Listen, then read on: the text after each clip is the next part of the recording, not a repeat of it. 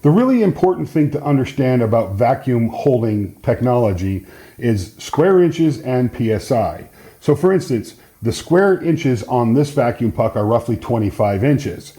Now, PSI stands for pounds per square inch. So if you're holding a material that's giving you, say, 10 pounds of pressure per square inch, you multiply it times 25, you get 250 pounds. That's roughly the weight of Dwayne Johnson standing on this puck with a non-slip material below it and trying to move something. That's significant. Now you add two of them, you have 500 pounds of holding pressure on your material, and that's being pushed against a non-slip, non-marring surface. Now over here on the workbench, we have this set up a little differently. I've got two plates on the front, two on the top, and then I have a satellite plate. Now if you look at the geometry on these, you can take an expanding dog and they'll drop right into an MFT. And then over here we have them on T-track. Now these come with T-bolts and knobs.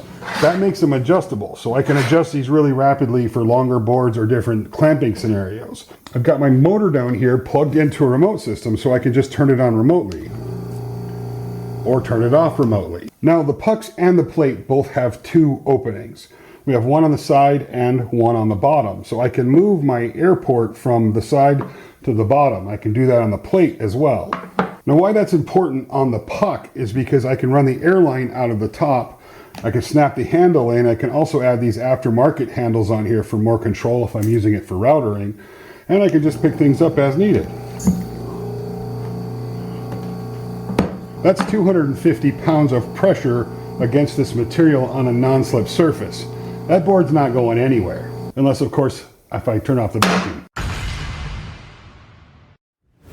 Now, in my mind, this makes the most sense, or maybe is the best argument for the vacuum puck technology. You can see I'm using them upside down right now. I have the handle that comes with the kit in here right now, and I've got some aftermarket handles on the side.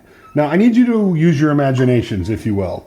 Imagine that I have my big router table set up, which I don't, and we're using a big router bit, like this one, or maybe even this one, which we're not, but we could be. I have this Adirondack chair arm template. As you can see, it's old and beat up. Now, it doesn't have to be acrylic. This one happens to be. It could be plywood or even MDF as long as it had a finish on it.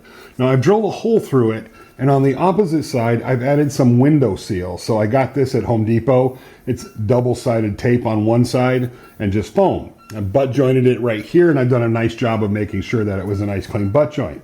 Now, I can take my cutout piece here that needs to be routed or template routed to this template, put it right on top of here, take my vac puck, set it on there, making sure my edges are off the sides here so I'm not going to hit it with the router, and turn on my vacuum. And in seconds, I have a very secure template attached to my work holding. Now on top of that, I have two handles that get my hand up and away from the router bit and get me in a safe position. Not only they put me in a safe position, but they also give me a lot of control over the piece. So I'm not down here with my fingers trying to run this through. Got a good grip, a lot of control. Now I can take that and run it through my flush trim bit, and when I'm done, I can just pop it off,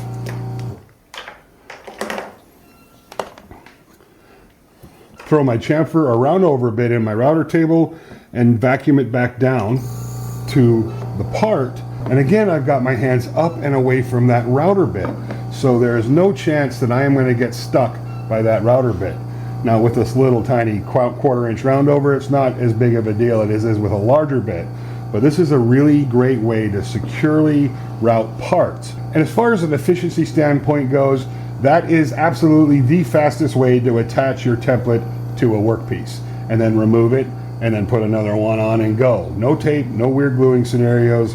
You add that to the safety that this feature gives you on a router table, it is arguably the safest way to use a router table on planet Earth.